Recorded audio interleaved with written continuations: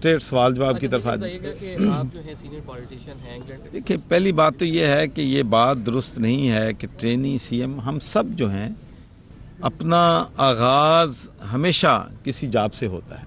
جب کہ وہ بندہ چیف منسٹر بنتا ہے یا ممبر آف پارلیمنٹ بنتا ہے، کونسلر بنتا ہے، تو وہ پہلی بار بنتا ہے. اصل بات یہ ہے کہ اس کی کمٹمنٹ کیا ہے، اس کا پیشن کیا ہے، وہ کتنا سیکھنے کے لیے تیار ہے، کتنا سننے کے لیے تیار ہے.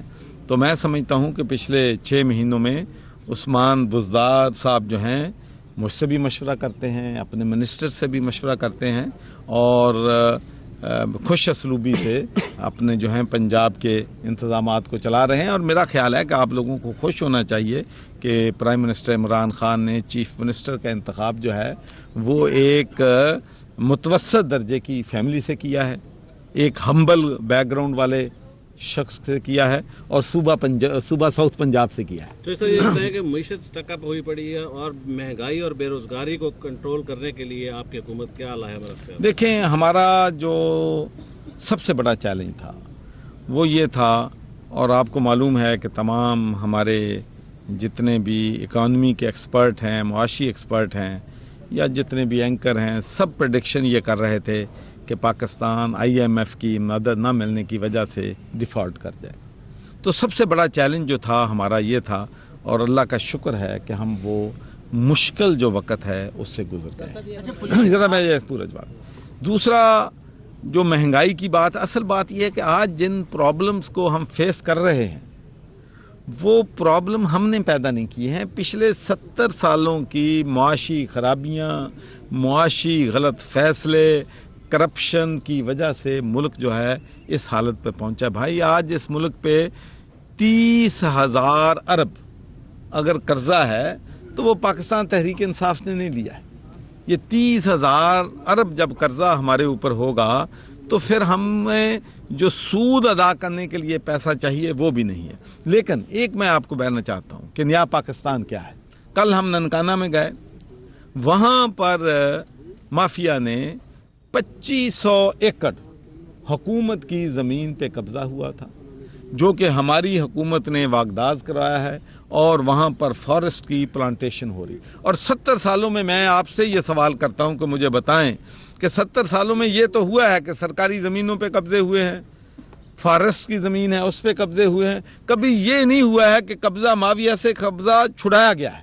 تو اب یہی نیا پاکستان ہے جو ہم بنا. اپوزیشن کی جانب سے الزام یہ کہا جا رہا ہے کہ علیم خان صاحب کی گرفتاری جو ہے وہ بیلنس کرنے کے حوالے سے ہے، کیونکہ اپوزیشن لیڈر بھی گرفتار ہے. اس حوالے سے آپ کیا کہیں گے؟ دیکھیں میں عرض کروں جی، ایک بات تو ہمارے بارے میں یہ کہا جاتا تھا کہ ہم یک طرفہ احتساب کر رہے ہیں، ہم جو ہیں وکٹمائز کر رہے ہیں.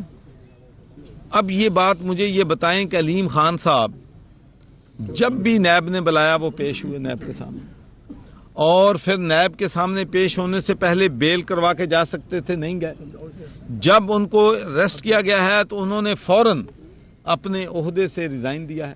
ہمارے 3 منسٹر جو ہیں ان کے خلاف ایلیگیشن لگے ہیں، کسی کے خلاف ابھی کوئی ثبوت نہیں ہے، ایلیگیشن ہے، لیکن اس کے باوجود انہوں نے اپنے عہدے سے ریزائن کر دیا ہے. تو میرے خیال میں اگر ہمارا حکومت پہ انفلوئنس ہوتا، ہمارا اداروں پہ انفلوئنس ہوتا، ہمارا FBR پہ انفلوئنس ہوتا، ہمارا نیب پہ انفلوئنس ہوتا، تو کیا ہمارا سینئر وزیر اس طریقے سے گرفتار کر لیا جاتا؟ تو آپ نے وعدہ کیا تھا کہ پہلے 100 دن میں اس کو علیحدہ صوبہ بنائیں گے، آپ کے منشور کا حصہ بھی ہے، لیکن ابھی تک اس پر کوئی سر دیکھیں ہم نے یہ کہا تھا کہ ہم پہلے 100 دن میں ہم اس طریقے پہ چیزوں کو لے کے چلیں گے کہ جس سے صوبے کا انعقاد جو ہے وہ ممکن ہوگا. تو اس کے لیے انہوں نے ایک کمیٹی جو ہے ہماری صوبہ محاذ کی بن گئی ہے، اور اس پہ کام انشاءاللہ ہو رہا ہے. اور सेक्रेटेरिएट भी जुलाई में सेक्रेटेरिएट यहाँ पर जो है 1 जुलाई से सेक्रेटेरिएट का काम हो जाएगा, तो इंशाल्लाह डेवोल्यूशन ऑफ पावर जो है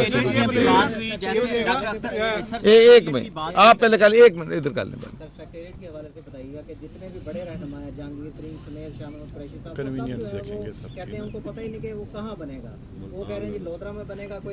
देखें मैं अर्ज करूं, देखें मैं यही जमहूरियत का हुस्न है भाई, इसलिए कि यहाँ पर कोई डिक्टेटर वाले फैसले नहीं होते कि ऊपर से फैसला आ गया। आप लोगों से हम पूछ रहे हैं, इनसे पूछ रहे हैं ये क्या कहते हैं। शाह महमूद कुरैशी साहब अपना माइंड दे रहे हैं, बहावलपुर के एमएनए अपना माइंड दे रहे हैं, तो इसमें भाई मुशावरत में कोई हर्ज नहीं है।